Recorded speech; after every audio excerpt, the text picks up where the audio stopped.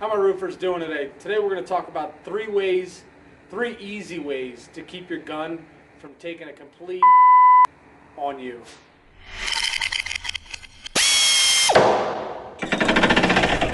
Hey guys, the very first thing you want to do whenever you're buying a new gun, when you're standing in line, go on your phone and set a reminder for later on that night to register your gun's warranty. This way you don't miss out on that. The other thing you want to do is when you're registering that warranty, make a maintenance schedule. So every 6 months, you probably should be switching out your O-rings. If you're any type of real roofer, that's going to fix any air problems you have. And then maybe about every year or every year and a half, 2 years, you want to do a rebuild kit, and that's going to bring your gun back to life like it's brand new.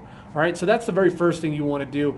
The second thing that I think is the most underrated thing you could do for your gun is oil your gun. Oil, oil, oil. Every morning you should be oiling it. Every 10 to 15 square you should be oiling it. And I promise you your gun's going to last way longer. It's going to perform way smoother if you're oiling your gun on a regular basis. And the last thing is really simple. Just store your gun properly. Don't leave it out in the elements. Don't leave it in the back of your truck. Don't leave it on top of the roof. If you're on the coast, I mean, you've got so much salt in the air that it's going to rust your gun so much faster, and that's where the oil comes into play, is really oiling your gun. But when at the end of the day, put your gun in a Ziploc bag or in your truck or in a toolbox or something like that, and that, I guarantee it'll help you. If you guys enjoyed the video, hit the like button. Follow us if you want to see more repair videos and videos about roofing. So, cool. Have a good one, guys.